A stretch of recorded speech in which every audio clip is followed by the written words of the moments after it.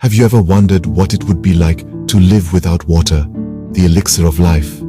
Picture the bustling city of Bangalore, a thriving metropolis pulsating with energy. But beneath this vibrant surface, there lies a distressing truth. Bangalore, the Silicon Valley of India, is facing a severe and alarming water shortage. The city's rapid urbanization and population growth have put immense pressure on its water resources. In the race for development, the city has expanded beyond its capacity to provide for its citizens' most basic needs. The lakes that once quenched the thirst of this city are rapidly disappearing, and the rivers, once lifelines, are now severely polluted. Water, the most basic requirement for life, has become a scarce commodity. Despite making significant strides in improving water and sanitation access, the city faces an intermittent water supply, especially in remote and rural areas. The city's sewage infrastructure struggles to keep pace with its population, leading to untreated wastewater polluting our precious water bodies. Bangalore, once known as the City of Lakes, is now grappling with an acute water crisis. A crisis that is largely unseen and unheard. The numbers tell a chilling story. Bangalore, once known as the City of Lakes, has seen a drastic reduction in its water bodies over the past few decades. From a thriving ecosystem of nearly 300 lakes in the early 20th century, Bangalore's aquatic landscape has dwindled to a meager 100 today. This severe depletion of surface water bodies is a significant factor contributing to the city's water crisis. But the tale doesn't end there. The groundwater, the invisible lifeline of the city, is also depleting at an alarming rate. Unrestrained extraction and inadequate replenishment have led to a steady decline in groundwater levels. Today, in many parts of the city, bore wells run dry, even at depths of over 1,000 feet. Now, let's turn our attention to the piped water supply, the primary source of potable water for most urban dwellers. In Bangalore, it's a story of stark inequality. While some areas enjoy daily water supply, others are not so fortunate. The city's water board can only meet about half of the city's estimated daily water demand. This means that for many residents, access to clean, reliable water is a luxury, not a guarantee.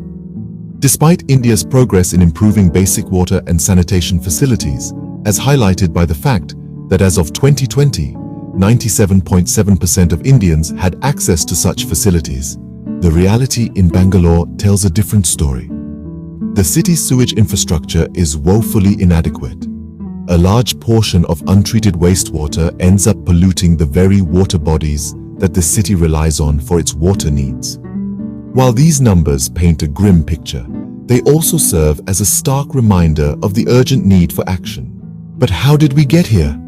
Let's delve into the underlying causes of the water crisis in Bangalore. At the heart of the matter is indiscriminate drilling of bore wells. With the city's population booming, the demand for water has skyrocketed. To meet this demand, people have turned to drilling bore wells, extracting groundwater without restraint. This unchecked extraction has led to a rapid depletion of the groundwater levels, turning the city's taps dry. Adding fuel to the fire is the dumping of sewage and industrial waste into water bodies. It's a sad but true fact that many of Bangalore's lakes and rivers have been transformed into dumping grounds. These water bodies, once a source of fresh water, are now polluted with harmful chemicals and waste, making the water unfit for human consumption. Then there's the issue of urban planning, or rather, the lack of it. Bangalore's rapid, unplanned urbanization has led to the destruction of natural water bodies and aquifers. Buildings and concrete roads have replaced lakes and ponds, disrupting the city's natural water cycle.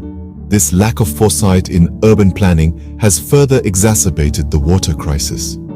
Last but not least, we can't ignore the elephant in the room: climate change. Rising temperatures and unpredictable rainfall patterns, both effects of global warming, have played their part in worsening the water scarcity. The city, once known for its pleasant climate, has been experiencing hotter summers and less rainfall, leading to further strain on its dwindling water resources. It's clear that the water crisis in Bangalore is not just a result of natural scarcity, but also of human actions and inactions. Can we turn the tide on this crisis? The answer is a resounding yes, but it requires a collective effort. There is a dire need for sustainable water management practices. Practices such as rainwater harvesting and wastewater treatment can serve as cornerstones in our fight against the water crisis. Rainwater harvesting, for instance, is a simple yet effective method of conserving water. It allows us to capture, store, and use rainwater during the dry months. Let's not forget about wastewater treatment. It's estimated that a significant portion of water goes to waste due to inadequate sewage infrastructure. Imagine if we could treat and reuse this water. Not only would it reduce water waste, but it would also help in preventing water pollution. Restoration of lakes is another crucial aspect. Lakes are natural reservoirs of water, and their restoration can help to replenish groundwater levels and maintain the city's water balance. Government initiatives like the Swachh Bharat mission have made significant strides in improving basic sanitation coverage. However, the government can't do it alone. It's equally important for us as individuals to play our part. This could be as simple as fixing leaking taps in our homes, or as ambitious as implementing rainwater harvesting systems in our communities. The water crisis in Bengaluru is a wake-up call for all of us. It's time we took collective action to safeguard our most precious resource. To sum it all up, the water crisis in Bengaluru is a serious issue that demands our attention.